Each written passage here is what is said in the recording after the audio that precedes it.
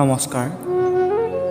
আবৃত্তি কৰিবলৈ লোৱা কবিতাৰ শিৰোনাম অক্টোবৰ। কবি হীৰেণ গোহাঁই।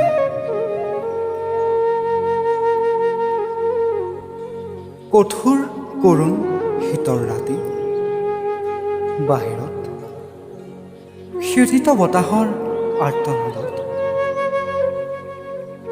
শিয়ৰি উঠিছিল কংকালসাৰ গছৰ ডালবোৰ।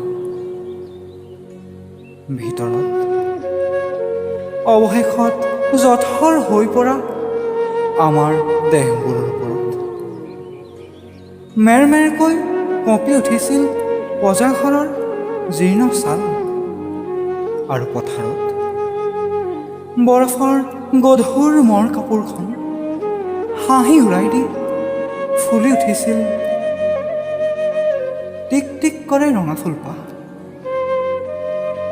যেন অস্তমিত সূৰ্যৰ শিশু।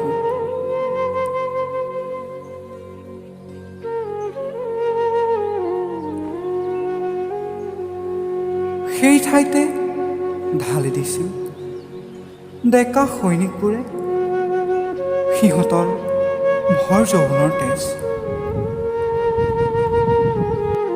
বাকী দিছিল ভোকাতুৰ গাঁৱৰ তিৰোতাবোৰে সিহঁতৰ অভাৱ আৰু অপমানৰ লুণীয়া চকুলোবোৰ, আৰু অজ্ঞাতনামা কবিবোৰে ক্ষত চিহ্নৰে ভৰা সিহঁতৰ সপোনৰ পাহিবোৰ।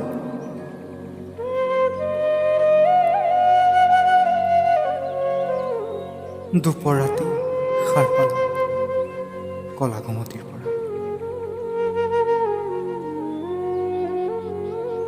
ট্ৰাকে ট্ৰাকে কোৰ মানুহ আহি সিহঁতৰ জয়গানেৰে ডুবাই দিলে বতাহৰ হাহাকাৰ। ভগা দৰজাই ভাহি আহে তাৰ কলি। চোৱা, আমাৰ চনপৰা পথাৰত কি আচৰিত ফুল ফুলিছে। ধন্যবাদ।